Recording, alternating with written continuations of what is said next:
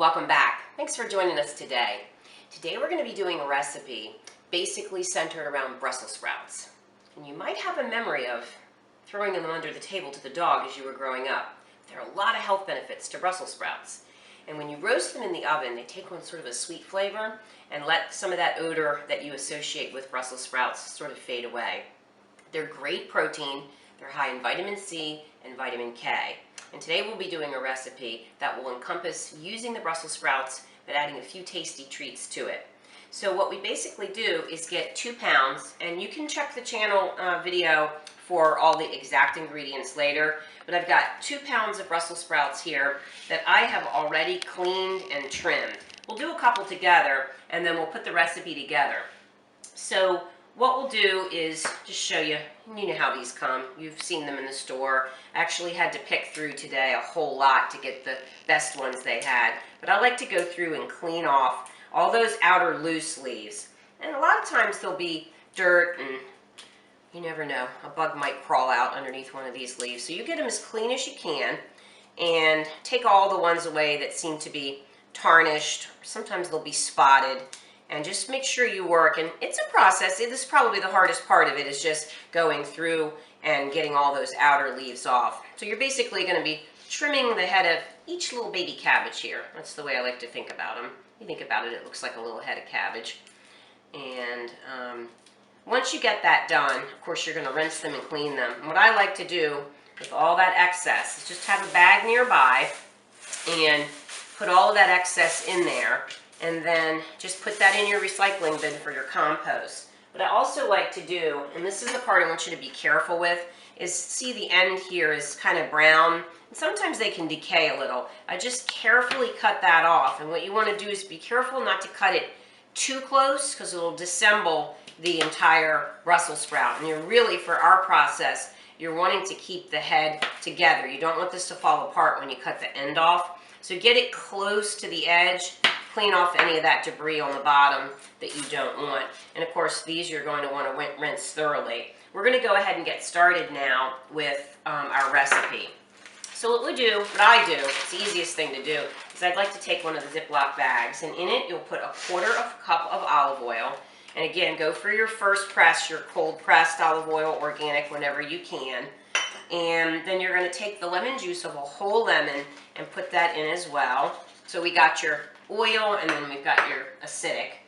And then all together in one container, I like to just get all of my herbs out that I'm putting in and my seasoning, and I'll explain to you what that is in just a second. So we've got sort of our marinade ready. And I just basically added a teaspoon of organic basil. You can do thyme if you like thyme, and rosemary. I did a little bit of oregano, not quite as much. I have this beautiful seasoning that one of my wonderful clients gave me called Sunny Paris. And it's got lots of things in it, in addition to shallots and chives. It's got bay leaf in it, French basil, and dillweed. So altogether, you want to have about 3 teaspoons to 2 tablespoons of that seasoning. And you can play around with this. Remember, don't be so strict that you can't make a mistake or you can't change it around based on what you have in your cabinet. Because if you do that, then you might not get started on something beautiful. If I don't have the lemon, sometimes I'll take a balsamic vinaigrette and I'll instead do that. You know, if maybe you don't have an organic lemon around, so you can play around with the acidy part as well. But it really is a nice balance to the olive oil, and it really does bring the flavor of the Brussels sprouts out. So I like to zip this shut, make sure you get it sealed. If you ever have it partly open and then you end up dumping it all over the floor, you'll remember to seal a little bit better next time. So I usually get all the air out of it and then make sure it's sealed. And then sometimes I'll do a quick little test to make sure I have it. And then I just like to play with it. And then what I'll do is work on that for just a little bit, but I usually do that for a couple of minutes. And then we'll toss it onto our cookie sheet, and we're going to put it into the oven. I've already got the oven preheated now to 400 degrees, and we're going to put that in for the first pass. Now I do have 2 other ingredients here, and I'm just going to show you those now, but I'll show you how it comes together later. And you just really want to try to get as much of that seasoning and that oil into the Brussels sprouts. When I have time, sometimes I'll prepare this and then put it in the refrigerator for a couple of hours so that it'll bring the flavors together. but today we'll just go with it as is so you can sure to see the finished product. And then in the end, we're also going to add a 1/4 cup of pine nuts and a 1/4 cup of shaved fresh parmesan reggiano. And these are going to go on the dish later. So I'm just showing you them now. So for now, I'm going to get the cookie sheet and place that right down. And I'm going to just gently toss out my Brussels sprouts. And I usually like to space them out evenly. Now, because I don't really like to waste anything, I will take a couple of extra minutes trying to get any little bit of olive oil or some of that seasoning out. Usually I'll over season because a lot of it does get left in the bag.